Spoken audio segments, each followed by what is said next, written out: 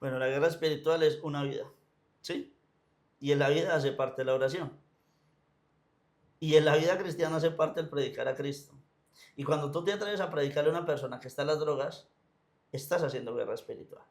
Pastor, ¿usted qué opina de las iglesias donde hacen guerra espiritual? Toda iglesia bíblica tiene que hacer guerra espiritual.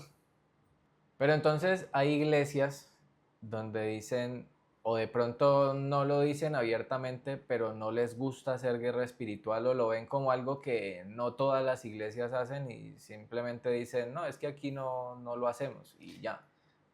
Yo creo puedo captar a lo que te estás refiriendo, porque es que se ha pensado que hacer guerra espiritual es echar fuera demonios, o gritar, o decir fuera. Pero por eso te digo que toda iglesia bíblica, toda iglesia que de verdad está en la Biblia, tiene que hacer guerra espiritual. Y te lo voy a demostrar bíblicamente por qué, Jonathan. Si vamos al Evangelio de Mateo, en el capítulo número 11, en el versículo número 12, yo quiero que tú lo leas, Jonathan, en la Reina Valera, y yo te lo voy a leer en la Nueva Traducción Viviente para entenderlo.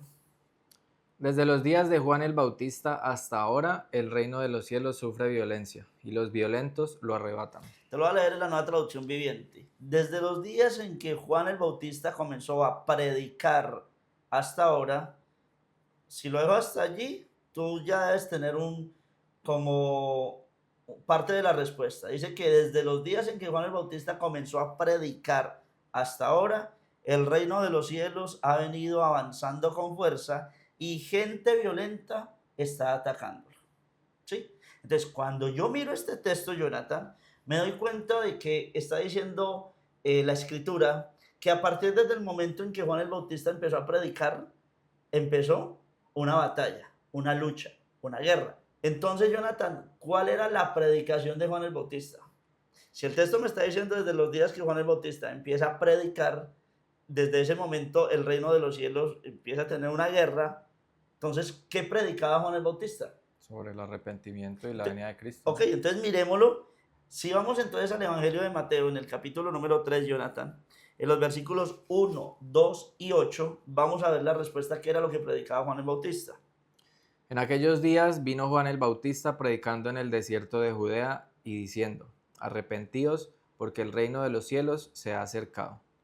Y el 8 dice, haced pues frutos dignos de arrepentimiento. Entonces, la predicación de Juan el Bautista es lo que tú dijiste ahorita, el mensaje del arrepentimiento, ¿sí? Ese era el mensaje que vino Juan el Bautista a predicar. Ahora, tú me vas a decir, pero ¿por qué desde el momento de Juan y no desde el momento de Jesús? Y nosotros tenemos que tener claro lo que la Escritura nos dice al respecto de todo esto, porque ese mensaje que recibió directamente Juan, Jonathan, Incluso yo diría, en mí, o sea, yo preguntaría hasta de pronto, ¿por qué no antes?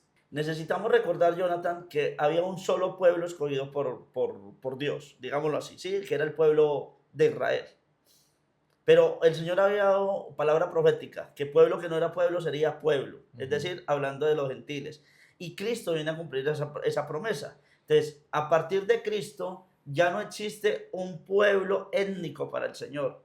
A partir de Cristo, todo aquel que viene a Él, dice el Evangelio de Juan capítulo número 8, y los que le recibieron, los que creen en su nombre, les dio potestad de ser hechos hijos de Dios. Entonces, Pablo viene y nos dice en Romanos, ya no hay judío, ya no hay griego, ya no hay esto, ya no hay lo otro, porque todo aquel, sin importar de qué parte étnica venga, cree en Jesús, rinde su vida a Jesús, entonces hace parte del pueblo de Dios. Entonces necesitamos que viniera Cristo para establecer ese llamado que el Señor le hace en Juan capítulo número 3, porque de tal manera amó Dios al mundo, que ha dado a su Hijo unigénito, no para Israel solamente, ha dado a su Hijo unigénito Al para el mundo.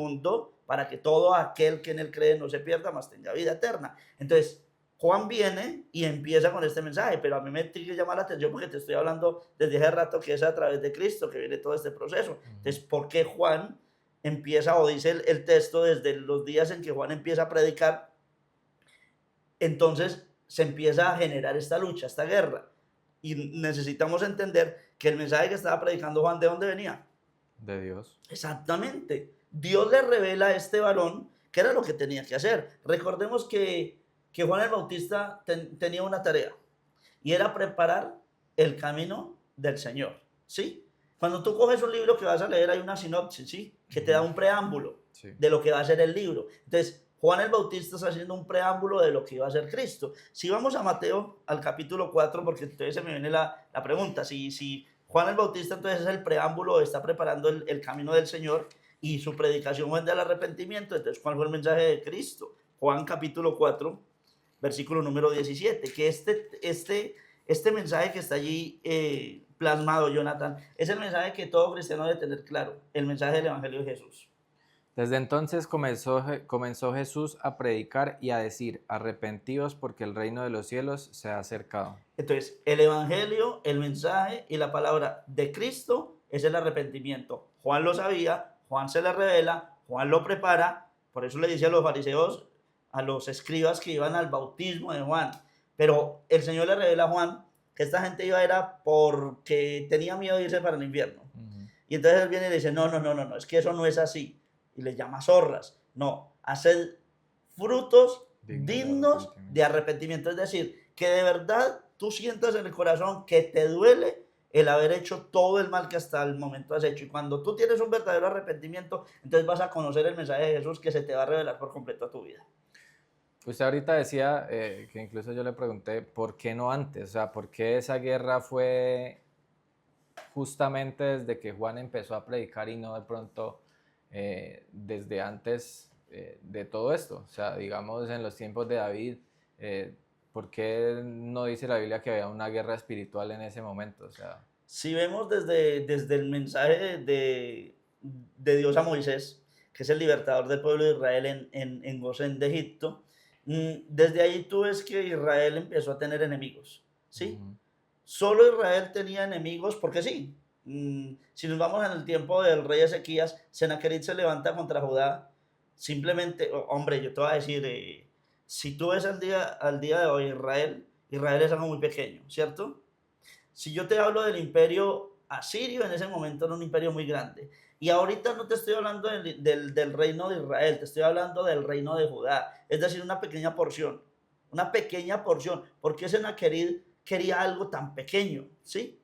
Entonces vemos claramente, y si tú lo ves también en Apocalipsis, vemos que el enemigo siempre ha estado detrás de todo aquello que el Señor ha llamado a ser parte de él. ¿Sí? Israel espiritualmente se convirtió como en el blanco de Satanás. Cuando viene Cristo y extiende este llamado a ser parte del reino de los cielos a toda la humanidad, entonces ya se manifiesta o se le da como al reino de las tinieblas una declaración de guerra, porque el mundo está bajo el dominio de ¿quién?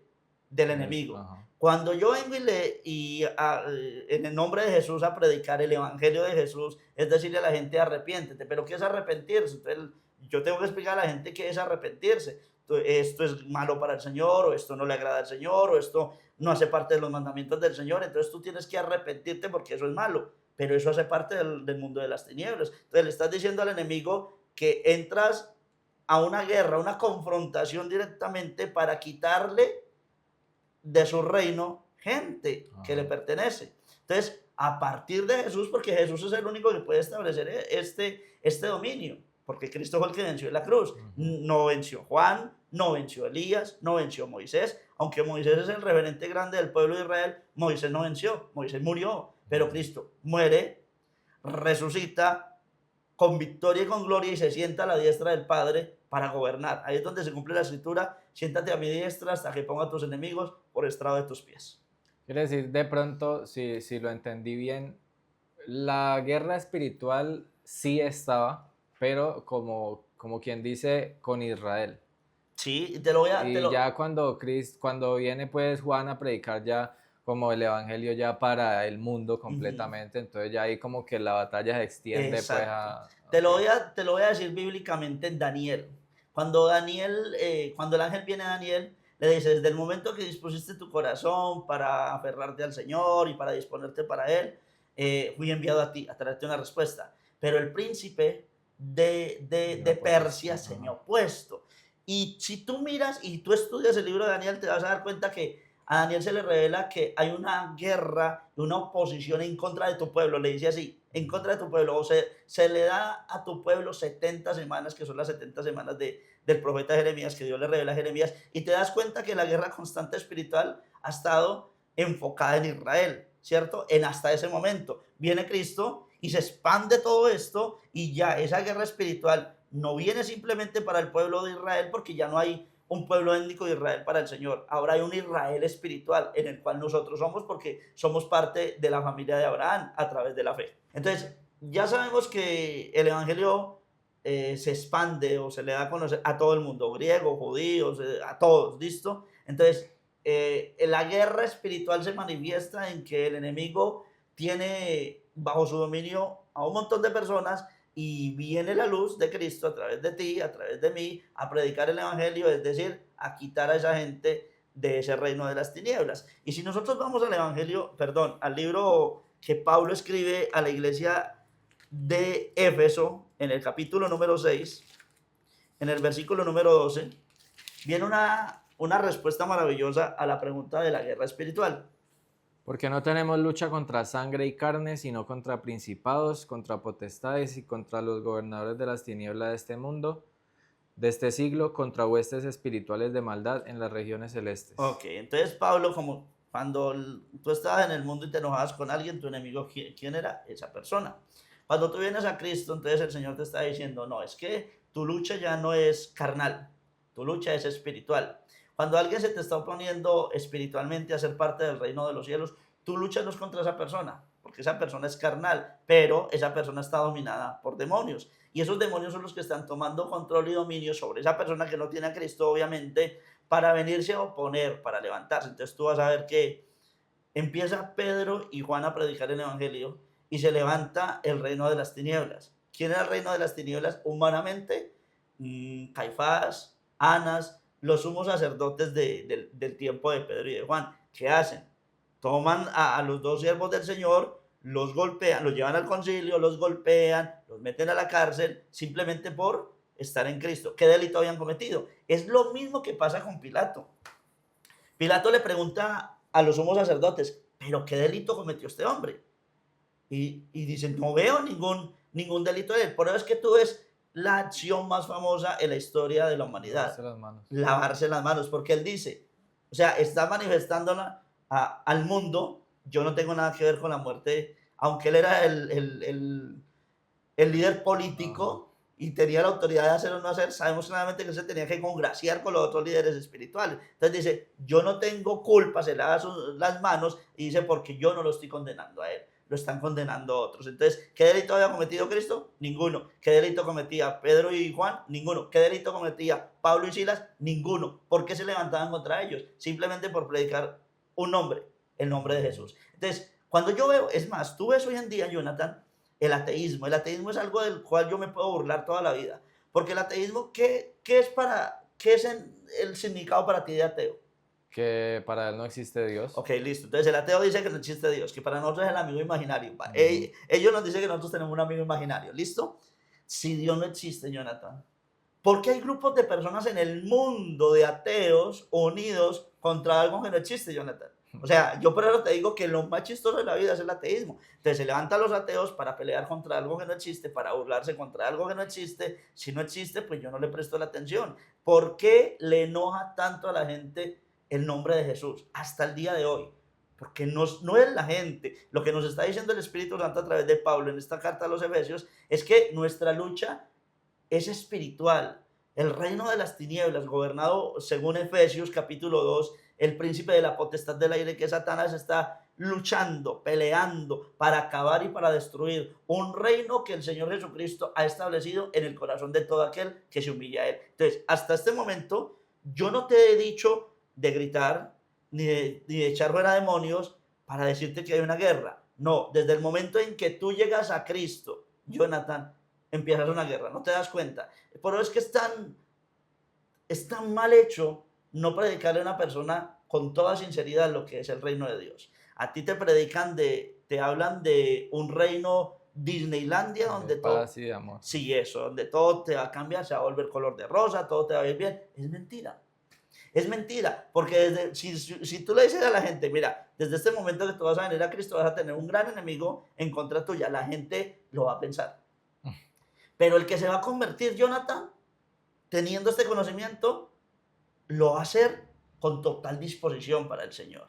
Porque cuando tú no le dices la verdad a la gente viene a Cristo y en su trasegar con Cristo empieza a vivir situaciones. Por eso dice la parábola del sembrador. El sembrador salió a sembrar la semilla y parte cayó entre espinos, parte en el camino, parte entre piedras. Y ya sabemos en qué terminó esa gente. En que comenzaron muy emocionados con el Señor, pero que volvieron atrás. Pero aquel que tiene conocimiento, verdad, del camino del Señor, entonces ya saben, bueno, a esto me tengo que enfrentar, pero Él enfrentó todo por mí. Pues prefiero enfrentar todo lo que Él demanda de mí por gratitud a Él. Sí, es Entonces, que incluso si usted ve, no sé si de pronto en alguna otra parte, pero prácticamente Jesús les dice a los discípulos ya casi al final de que les va a dejar la paz.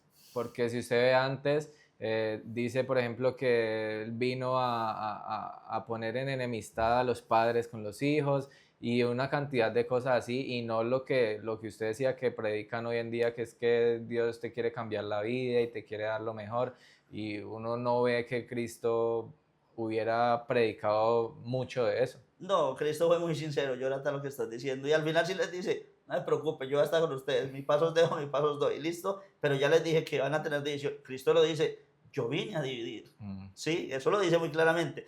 Se va a levantar el padre contra el hijo simplemente porque el hijo se entrega a Cristo. O el padre va a perder a sus hijos porque simplemente el padre va a conocer a Cristo. ¿Cuántas mujeres en su vida les tocó que el esposo las dejara porque ellas se entregaron a Cristo y así sucesivamente? Porque eso es Cristo. Tú entras al camino de Cristo y si de verdad te comprometes con Él, ya no, tú no tienes mirada para atrás. Claro, tu carne va a querer desistir, el diablo te va a querer atraer, el mundo te va a ofrecer muchas cosas, pero cuando tú sabes que fuera de Él no hay nada, pues vives comprometido todos los días.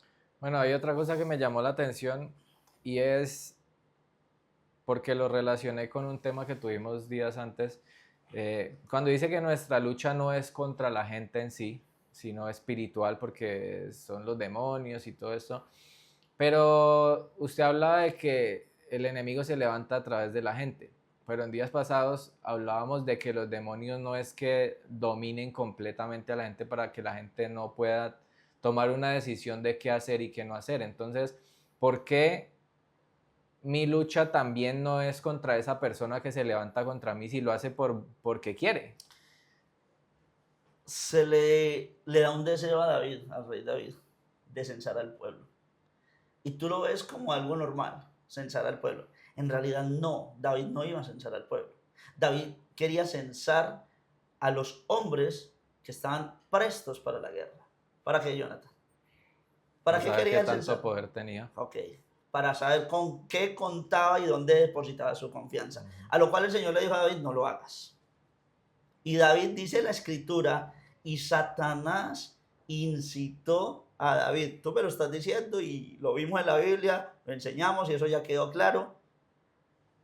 Satanás no está obligando a David, Satanás lo incita. Pero tú me estás diciendo, bueno, ¿por qué en este caso, por qué David no es el enemigo? Sí, David tomó una decisión. Satanás no lo está obligando, porque es muy bien lo que tú estás diciendo. Obviamente este era un hombre cristiano, bueno, de Dios, porque Cristo todavía no ha venido, pero Cristo siempre ha existido.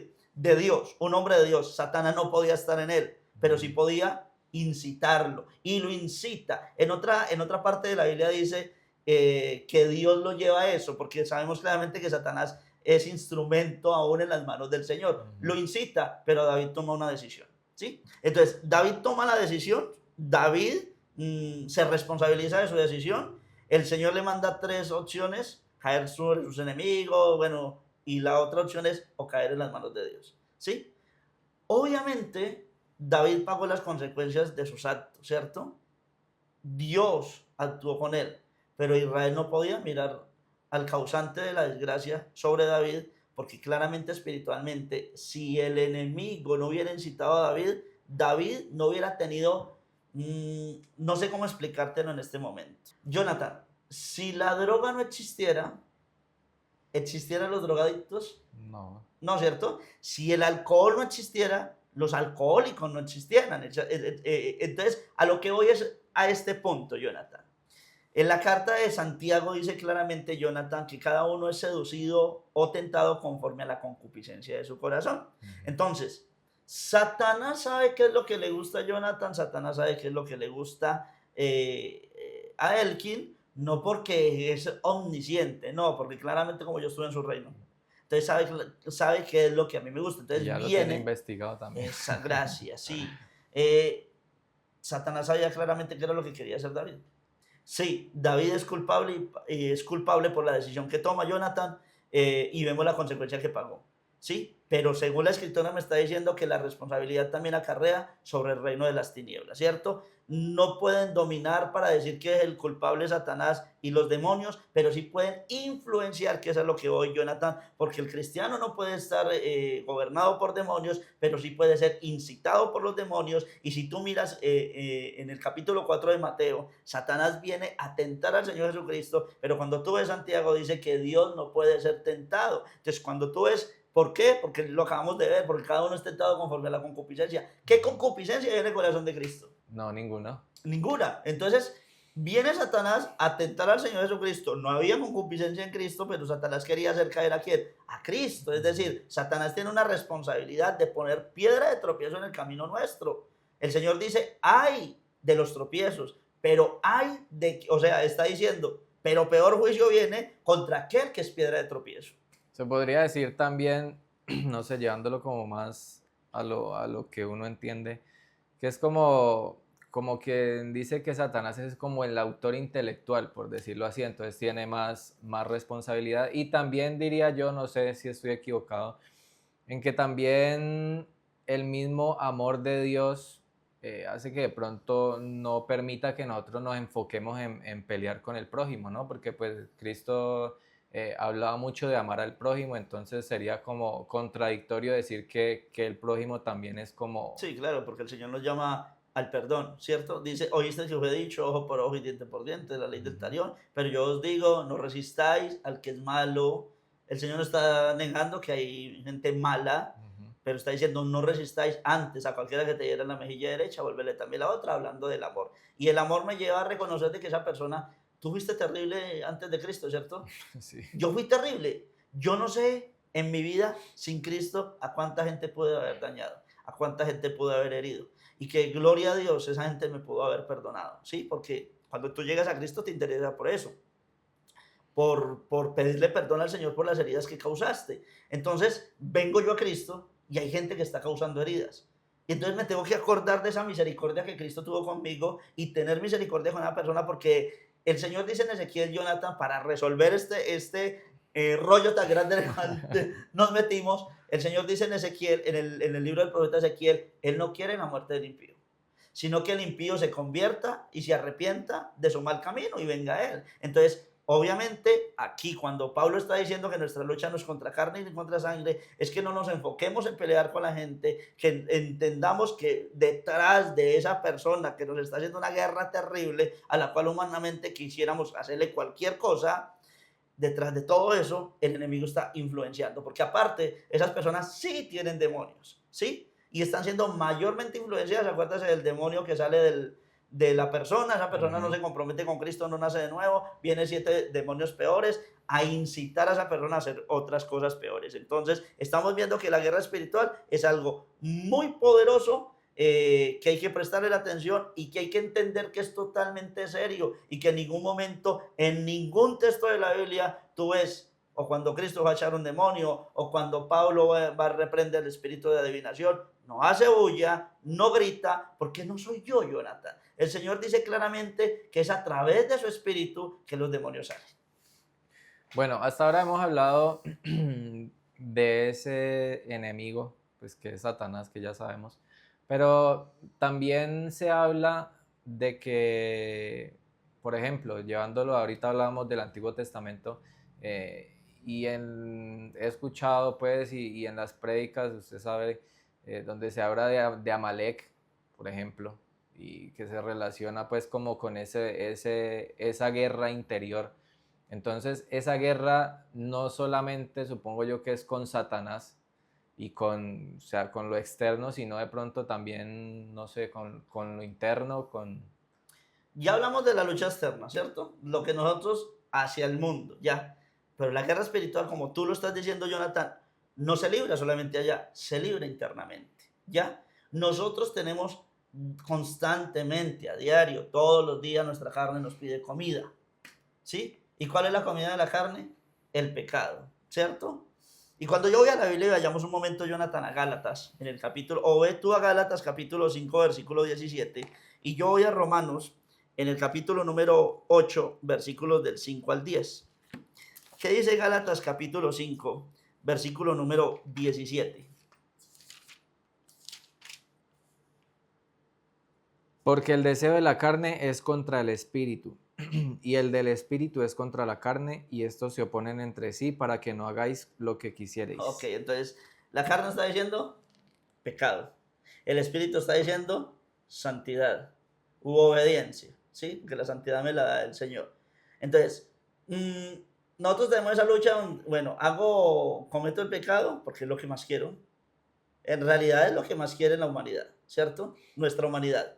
Pero el Espíritu Santo, que ya está gobernando a mi gloria a Dios por eso, me está diciendo no, porque tú ya fuiste apartado, separado, lavado por la sangre de Cristo. Todos los días estoy con esa lucha. ¿Hago lo malo o no hago lo malo? Entonces hay una guerra. Mira que la guerra espiritual va mucho más allá de hacer un montón de ruido y de gritar como locos. Entonces, en Romanos, en el capítulo 8, versículos 5 al 10, dice, porque los que son de la carne piensan en las cosas de la carne, pero los que son del Espíritu, en las cosas del Espíritu. Porque el ocuparse de la carne es muerte, pero el ocuparse del Espíritu es vida y paz. Por cuanto los designios de la carne son enemistad contra Dios, porque no se sujetan a la ley de Dios, ni tampoco pueden. Y los que viven según la carne no pueden agradar a Dios, mas vosotros no vivís según la carne, sino según el Espíritu, si es que el Espíritu de Dios mora en vosotros. Y si alguno no tiene el Espíritu de Cristo, no es de él. Pero si Cristo está en vosotros, el cuerpo en verdad está muerto a causa del pecado, mas el Espíritu vive a causa de la justicia. Y no está hablando del Espíritu Santo, está hablando de nuestro espíritu vivificado por el Espíritu de Dios. Entonces me está diciendo la Escritura claramente que sí, que en mí hay una guerra espiritual todos los días en la cual me tengo que enfrentar. Por eso yo en la mañana, ojalá en la madrugada te levantaras a poner en las manos del Señor tu vida, tu camino, tus decisiones y tus acciones, porque tú no sabes que el enemigo que te va a incitar, que tiene preparado para ti ese día. Bueno, para terminar, ya sabemos o sea, cuál es la guerra que estamos librando, pero mucha gente piensa, y no, o sea, quiero que usted nos diga si piensan bien o no, de que la guerra espiritual, hacer guerra espiritual es orar. O sea, oración sea gritando o no sea gritando, echando fuera demonios o no. ¿Solamente es la oración o es un conjunto de cosas con la cual yo hago guerra espiritual? Bueno, la guerra espiritual es una vida, ¿sí? Y en la vida hace parte de la oración. Y en la vida cristiana hace parte el predicar a Cristo. Y cuando tú te atreves a predicarle a una persona que está en las drogas, estás haciendo guerra espiritual. Acuérdate que es lo que está haciendo Juan. Guerra, desde los días de Juan el Bautista, desde que él comenzó a predicar, hubo guerra espiritual. ¿Por qué hubo guerra espiritual? Porque estaba predicando la verdad. Predicó la verdad, le dijo a Herodes, esa no es tu mujer, es la mujer de tu hermano, y por esa guerra espiritual le cortaron la cabeza a Juan el Bautista. Entonces te das cuenta lo que implica la guerra espiritual. Cuando tú le predicas a un asesino de que lo que está haciendo es tomándose el lugar de Dios, quitándole la vida a alguien, estás yendo a Juan capítulo 10, versículo 10, donde dice que Satanás vino para matar, hurtar y destruir. Entonces le estás diciendo claramente a Satanás, te voy a quitar en el nombre de Jesús, para Jesús, esta alma que está en tu reino, y esta alma llegará a Cristo. Desde ese momento, Satanás espiritualmente va a usar a su ejército espiritual. No te puede dañar, Jonathan. Voy a aclarar el punto porque esto lo vamos a cerrar, pero lo vamos a cerrar bien, ¿sí? No te puede dañar porque tú habitas al abrigo del Altísimo. Moras bajo la sombra del Omnipotente. El Señor envía a sus ejércitos celestiales alrededor de ti. No te puede tocar, a no ser que el Señor le dé permiso. Eso dejémoslo claro. Pero como no te puede tocar, sí puede incitarte. Entonces te incita, mira esto, haz esto, ¿qué tal hacer esto? Tú estás solo, te vas a ir de viaje.